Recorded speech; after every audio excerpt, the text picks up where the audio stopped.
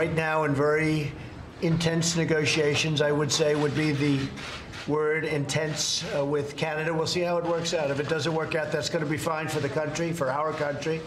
It won't be fine for Canada. But Canada will not be signing a deal unless it is in the interests of Canadian workers, Canadian middle class, Canadians in general.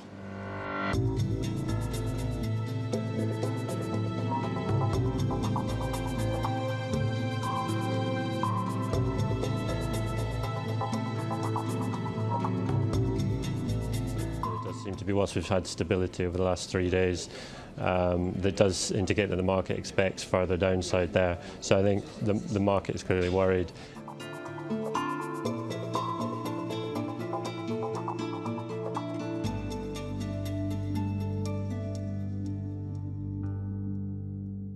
And Kevin McAleese joins me now from Washington, D.C. for more on this. Kevin, what are the latest indications of which way the negotiations with Canada are likely to go?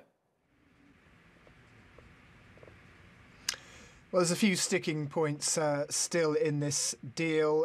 One in particular concerns this Chapter 19 resolution, which Prime Minister of Canada Justin Trudeau described as a red line because he believes it ensures that trade rules are followed appropriately. The United States, the Trump administration, sees it as an assault on US sovereignty. There's also the dairy sector, which is a big issue. Donald Trump has often said that the United States is being ripped off by Canada when it comes to dairy, but the Canadians say they've made some concessions there, opening up the market a bit more. Have they done enough to satisfy Donald Trump? Well, that's not clear because these negotiations, which remember were meant to wind up last week on Friday, and the negotiating teams crashed through that deadline.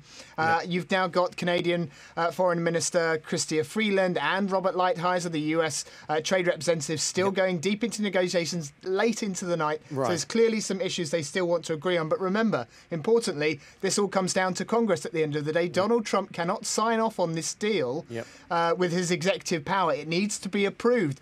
And this deal is worth $600 billion a year. So there's a lot on the line. Kevin, very quickly, China, an additional tariffs on an additional $200 billion, possibly on the line here. What's the latest on the China talks? Yeah, that's right.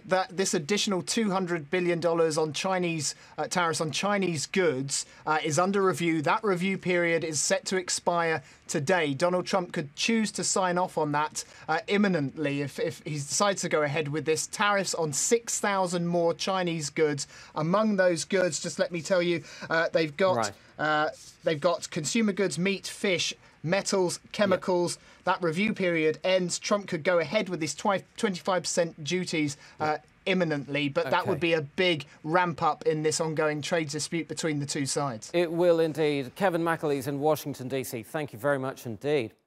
Let's go to Paris now and join our editor-at-large, Craig Copetas. Craig, let's stay with China. As Kevin was saying there, it will be a big ramping up of the trade war if that tariffs on the $200 billion goes through. But what are the likely consequences for American consumers if that happens? Cascade effect, higher prices across the supply chain translate into higher costs for consumers. And that's the clear and present danger to both the U.S. national economy, or I should say national economic security and global economic security. Trump is saying that the majority want this. Well, if the majority rules, we'd all be eating pizza, but without Italian pepperoni, because if Trump gets his way, it's going to be too expensive. Yeah. Now, the difference between this round and the previous rounds, as Kevin was saying there, is that a lot of the products being targeted are consumer products, as opposed to the intermediary products that have been targeted in the past. With midterm elections just around the corner in November, is there a danger that as prices go up, as you say, that this could turn around and bite Trump very hard?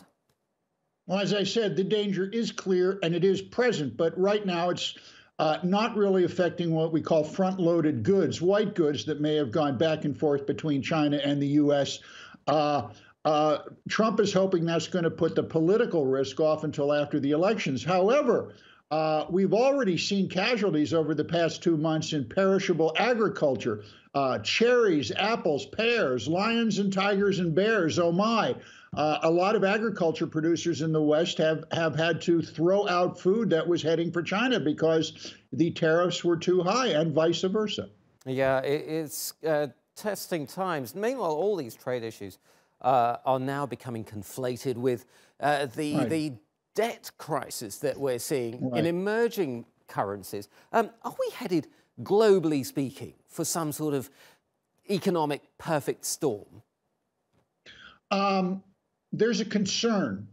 The concern is really on the private and public sector debt loads in countries that are increasingly unable to service the interest and ultimately the principal on their dollar-denominated debt. The trade war exacerbates this problem. Trump's Republican Party clarion call of economic nationalism exacerbates this problem. It is throwing gasoline on the fire. We'll have to leave it there. Craig Copetas in Paris, thank you.